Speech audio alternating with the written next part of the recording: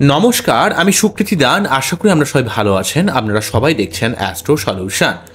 আজকে আমি আলোচনা করব যে কর্কট রাশির ক্ষেত্রে অষ্টমভাবে শনির যে ঢাইয়ার প্রভাব আপনাদের জীবনে এই যে লাস্ট বছরটা আপনাদের ধীরে ধীরে অন্ধকার থেকে আলোর দিকে নিয়ে আসবে।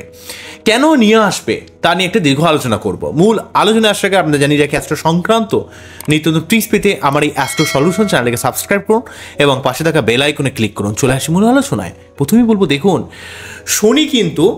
শনি যদি আমরা গোচর ফলকে খুব ভালোভাবে খেয়াল করি, আমরা দেখতে পাবো যে শনি অলরেডি ভাবে শতবিশা নক্ষত্রে রাহুর নক্ষত্রে অবস্থান করার জন্য আপনাদের এক তো অষ্টম ভাব, আপনাদের খুব ঘুমের ডিস্টারবেন্স, অনেক ঝামেলার মধ্যে জড়িয়ে পড়া, আপনার মনের মধ্যে একটা সেক্সুয়াল একটা বিচ্ছিন্নতা, সেক্সুয়াল মেন্টালিটির মধ্যে একটা কেমন অপ্রতিভ ভাব তৈরি করছিল।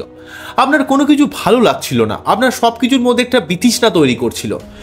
আপনার কোনো সম্পত্তি সংক্রান্ত কোনো লিটিগেশন, বিভিন্ন ঝামেলার মধ্যে জড়িয়ে পড়া, শরীর টরি মাঝে মাঝে খারাপ যাওয়া, কখনো কখনো ঘুমের অত্যন্ত ডিস্টারবেন্স, হাড়ে ব্যথা, কোমরে ব্যথা, দাঁত সংক্রান্ত প্রবলেম। বিশেষ করে যখনই ঢাইয়া চলে কর্কট রাশি, বৃশ্চিক রাশি, মীন রাশি, এই সমস্ত জলতত্ত্বের রাশিদের যেহেতু এরা অনেক ইমোশনাল হয়, এদের উপর কিছুটা প্রেসারাইজ করার চেষ্টা করে। অ্যাকচুয়ালি রাশি হলেই কিন্তু জিনিসটা মিলবে, ঢাইয়ার প্রভাব লগ্ন হলে কিন্তু হবে না। এক্ষেত্রে যাদের অ্যাকচুয়ালি কর্কট রাশি তারাই কিন্তু ঢাইয়ার প্রভাবের জন্য একটা মেন্টাল চাপ ফিল করছিলেন, সব দিক থেকে একটা অশান্তি ফিল করছিলেন। কর্কট লগ্নের ক্ষেত্রে ওভারঅল একটা অশান্তি বা কিছুটা শরীর টরীর খারাপ হওয়ার ব্যাপার থাকবে, তবে ঢাইয়ার যে নেগেটিভ প্রভাবটা, মানসিক চাপের জায়গাটা কিছুটা হলেও কম হবে। তো এই জায়গাটা কিন্তু ক্রিয়েট করছিল এবং অন্যদিক থেকে আপনার মধ্যে একটা ঘুমের খুব ডিস্টারবেন্স তৈরি করছিল, আপনার একটা অধৈর্য ব্যাপার তৈরি করছিল। সপ্তমপতি অষ্টমপতি হয়ে যেহেতু অষ্টমে রয়েছে, তাই আপনার ক্ষেত্রে স্পিরিচুয়ালিটি বা ঐশ্বরিক সাহায্যে জীবনে অনেক কাজেও কিন্তু আপনি সফল হচ্ছিলেন। জীবনের অনেক কাজ যেগুলো আপনি দীর্ঘদিন ধরে চেষ্টা করছিলেন, সেই কাজগুলো কিন্তু আপনাকে অনেক সফলতার দিকে নিয়ে যাচ্ছিল, এটাও যেমন ঠিক। এবং সেটার সঙ্গে সঙ্গে আপনাকে মনে রাখতে হবে যে যেহেতু এক্ষেত্রে সার্বিকভাবে বলতে গেলে যেহেতু আপনাদের ক্ষেত্রে শনি সব থেকে একটা সপ্তমপতি, সে অষ্টমে থাকার জন্য আপনার রিলেশনের দিকে কিছুটা কিন্তু সমস্যা ক্রিয়েট করছিল। তো অ্যাকচুয়ালি শনির যে রাহুর নক্ষত্রে অবস্থানের জন্য কর্কট রাশি বা লগ্নকে একটু শনির দিক থেকে একটা মানসিক চাপ কিন্তু অত্যন্তভাবে ফিল করতে হচ্ছিল। শনির থেকে কিন্তু একে একটা অত্যন্ত মানসিক চাপ কিন্তু ফিল করতে হচ্ছিল, শনির জন্য কিন্তু এই চাপটা কিন্তু তারা ফিল করছিল। ঠিক আছে, এই শনির এই চাপটা কিন্তু সার্বিকভাবে কেটে যাচ্ছে।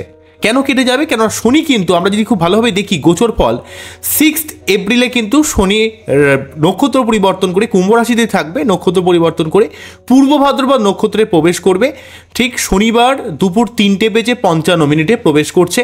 6 এপ্রিল থেকে 2 অক্টোবর এই সময়কাল পর্যন্ত পূর্ব ভাদ্রপদ নক্ষত্র, বৃহস্পতি নক্ষত্র, যে নক্ষত্র আপনার নবমপতি নক্ষত্রে কিন্তু প্রবেশ করতে, অর্থাৎ আপনার সপ্তমপতির সঙ্গে নবমপতির কানেকশন, আপনার জীবনে পাবলিক ডিলিং, আপনার জীবনের রিলেশনশিপ, আপনার জীবনের ভাগ্য উন্নতি এবং শনির যে নেগেটিভ প্রভাবটা ঢাইয়ার জন্য আপনার মধ্যে ক্রিয়েট করছিল, সেই নেগেটিভ প্রভাবটা আপনার মধ্যে সর্বার্থকভাবে সরে যাবে।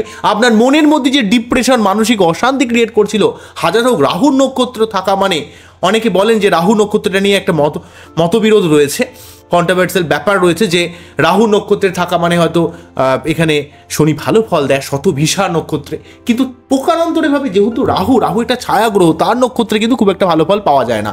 তাই এক্ষেত্রে এক তো ঢাইয়া এবং তার উপর রাহুর নক্ষত্রের দীর্ঘদিনের অবস্থান, শনি কিন্তু আপনাকে কিছুটা ডিস্টারবেন্স তৈরি করছিল, মানসিকভাবে ঘুমের ডিস্টারবেন্স তৈরি করছিল এবং আপনার নিজের হাজব্যান্ড ওয়াইফের সঙ্গে একটা সম্পর্কের দিক থেকে একটা চাপ তৈরি করছিল। কিন্তু যখনই 6 এপ্রিল থেকে 2 অক্টোবর এই সময়কাল পর্যন্ত এখানে পূর্ব ভাদ্রপদ নক্ষত্রে বৃহস্পতিদেবের অবস্থান, বৃহস্পতিদেবের নক্ষত্রে শনির অবস্থান, আপনার পঞ্চমপতির সঙ্গে পঞ্চমপতি বলছি, আপনার ষষ্ঠপতি নবমপতি বৃহস্পতির সঙ্গে এখানে আপনার সপ্তমপতি কানেকশন, মেনলিভাবে নবমের সঙ্গে সপ্তমের কানেকশন, আপনার পাবলিক ডিলিংস, আপনার রিলেশনশিপ, আপনার ভাগ্যোন্নতি, আপনার প্রোগ্রেস, আপনার ইনক্রিমেন্ট, অনেক জায়গা থেকে আপনাকে কিন্তু একটা সুবিধাজনক জায়গায় নিয়ে যাবে।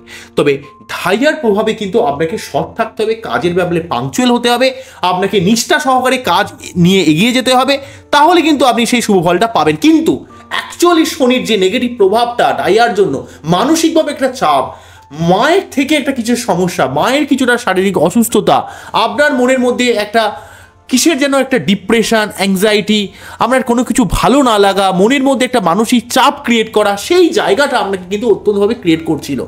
তাই শতবিশা নক্ষত্র থেকে যখনই পূর্ব ভাদ্রপদ নক্ষত্রে ঢুকে যাবে এখানে শনিদেব 6 এপ্রিল থেকে 2 অক্টোবর, এই সময়কালে কিন্তু অবস্থান করবে, অনেকটা সমস্যাকে রেকটিফিকেশন করে দেবে এবং আপনার ভাগ্যের উন্নতি করবে। আবার 3 অক্টোবরে কিন্তু আবার বক্রী হয়ে শতবিশা নক্ষত্রে প্রবেশ করবে।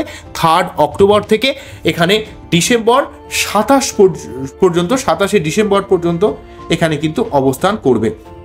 তো সেই জন্য কিন্তু আমরা যদি খুব ভালোভাবে বলি, এটা কিন্তু সর্বাত্মকভাবে একটা শুভ প্রভাব কিন্তু আপনাদের দেবে। ঠিক আছে, এখানে এই জায়গাটা অত্যন্তভাবে গুরুত্বপূর্ণ রোল প্লে করছে, কারণ শতবিশা নক্ষত্রে আবার প্রবেশ করে যাবে। শতবিশা নক্ষত্রে 3 অক্টোবর থেকে 26শে ডিসেম্বর পর্যন্ত অবস্থান করে আবার কিন্তু 27শে ডিসেম্বর আবার কিন্তু আপনার পূর্ব ভাদ্রপদ নক্ষত্রে প্রবেশ করে যাবে। তাই যখনই কিন্তু ওই ঢাইয়া চলাকালীন এখানে শতবিশা নক্ষত্রে থাকবে, সেই সময়টাকে আপনাকে সাবধান হতে হবে। কিন্তু ঢাইয়ার জন্য মানসিক চাপটাকে কাটানোর জন্য আপনার ডেফিনেটলি মুক্ত পড়তে হবে এবং মানসিক অশান্তিকে একটু দূর করার জন্য আপনাকে একটু রিল্যাক্স করতে হবে। একটু কাজের জায়গায় আপনাকে আরও কর্মদক্ষতা দেখাতে হবে, আপনার নিজের কাজের ব্যাপারে একটু পাংচুয়ালিটি বজায় রাখতে হবে এবং প্রতি শনিবার নিরামিষকে শনি মন্দিরে ডেফিনেটলি কিন্তু আপনাকে পুজো দিতে হবে। ঠিক আছে, এই জায়গাটা কিন্তু আপনাকে মনে রাখতে হবে। আপনাকে শনি মন্দিরে একটা পুজো ডেফিনেটলি দিতে হবে, শনিদেবের মন্ত্র পাঠ করতে হবে। অনেক উপকার কিন্তু আপনি লাইফে ডেফিনেটলিভাবে পাবেন। আশা করলে আপনারা বুঝতে পারলেন কোন জায়গাটা আমি ইন্ডিকেট করছি। তো এই যে ঢাইয়ার যে নেগেটিভ প্রভাবটা আমরা পাচ্ছিলেন, সেই নেগেটিভ প্রভাবটা স্বাভাবিকভাবে কেটে যাচ্ছে। বৃহস্পতি যেহেতু আপনাদের ক্ষেত্রে এখানে বৃহস্পতি যেহেতু নবমপতি এখানে বৃষ রাশির ঘরে অবস্থান করবে, আপনাদের ক্ষেত্রে বৃষ রাশির ঘরে অবস্থান মানে বুঝতেই পারছেন একাদশভাবে অবস্থান আপনাদের ক্ষেত্রে সর্বাত্মকভাবে একটা অর্থের লাভের সুযোগ করে দেবে, অনেক কিছুকে প্রাপ্তিযোগের কিন্তু বৃহস্পতিদেব সুযোগ করে দেবে। শুধুমাত্র এই ঢাইয়ার জন্য মানসিক একটু চাপ, মানসিক একটু অশান্তি আপনাদের উপর একটা ক্রিয়েট করতে চাইছে। এই ব্যাপারটা একটু সাবধান হবেন, আপনাদের কোনো সমস্যা হবে না। ঠিক আছে, যেই চাপ আপনি পাচ্ছিলেন সেই চাপটা সর্বাত্মকভাবে আপনাদের ক্ষেত্রে কেটে যাচ্ছে। তো শনিবার দিন কিন্তু অবশ্যই আমাকে নিরামিষকে শনিবারে পুজো দিতে হবে, তাহলে অনেক সমস্যা কিন্তু আপনাদের কিন্তু নির্মূল হয়ে যাবে। আমার এই অনুষ্ঠানটি আপনাদের কেমন লাগলো, কতটা ভালো লাগলো সেটা কিন্তু অবশ্যই কমেন্ট সেকশনে জানাবেন। এবং আপনার বাচ্চারে যেই গ্রহটার অ্যাকচুয়াল সমস্যা রয়েছে সেই সমস্যাটা সঠিকভাবে রেকটিফিকেশন করা অত্যন্ত জরুরি বলে আমি মনে করি। তো আশা করি আপনারা বুঝতে পারলেন কোন জায়গাটাকে ইন্ডিকেট করলাম। আবারও দেখা হবে নতুন কোনো ভিডিও নিয়ে। নমস্কার, থ্যাংক ইউ।